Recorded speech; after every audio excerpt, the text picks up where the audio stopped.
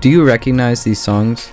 Anxiety, keep on trying me. Do it makes us older, better, faster, stronger. That don't kill me. Put your pinky rings up to the moon. Well, all of these songs were made by using samples. Sampling in music is basically when an artist takes a piece of an existing song, like a beat, melody, vocal, or sound, and reuses it for their own new song, transforming it and molding it to fit their own style. Sampling has existed for almost a century, and what I think the best part about it is that it can revive older music. Whether it's sampling the 1962 song Mr. Lonely by Bobby Vinton, or Tomoko Aran's 1983 song Midnight Pretenders. Sampling is a great method and a tool that artists use to create their own style from borrowing other music. I'm pretty sure the most recently talked about example of it is Doechii sampling Somebody That I Used to Know for Anxiety.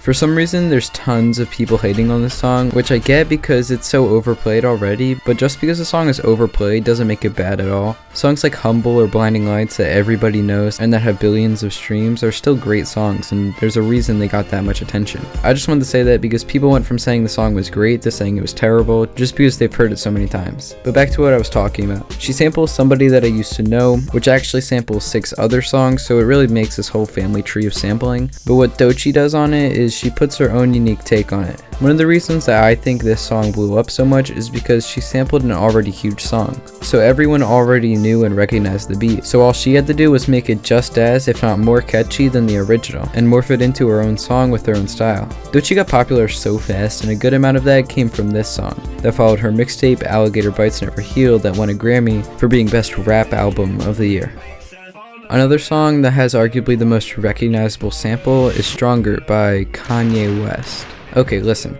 Graduation was made 17 years ago. Let's just ignore everything controversial that he's done since then. But Kanye is notoriously known for sampling in his music, from sampling Michael Jackson's PYT for Good Life to sampling Through the Fire for Through the Wire.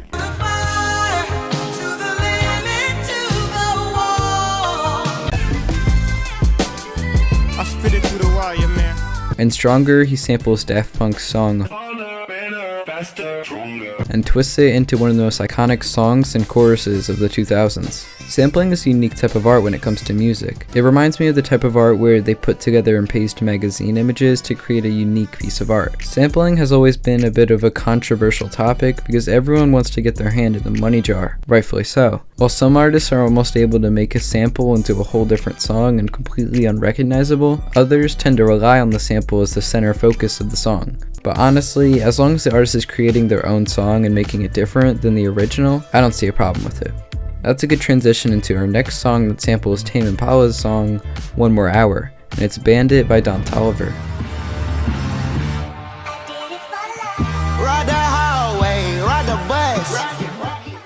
I've always thought that Tame Impala is one of the most sampleable artists out, and Don Toliver cashed in on that because he used the heavy hitting sound of One More Hour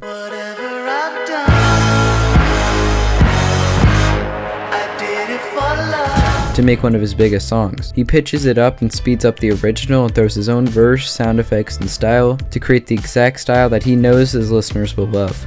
Mac Miller is another artist that is big on sampling, and for this video, I just like to talk about his song Blue World on Circles. That samples It's a Blue World by the Four Freshmen. Mac Miller, along with his producers, turned this classic 1950 song into an iconic Mac Miller song on his first posthumous album, Circles.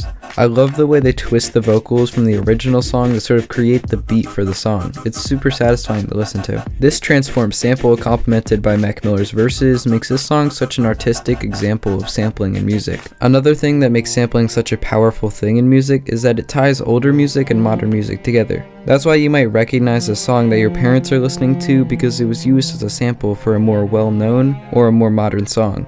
I've actually had this happen to me before when I was in the car. The song that the radio was playing I instantly recognized because it was actually the sample for I Thought You Wanted to Dance by, of course, Tyler the Creator.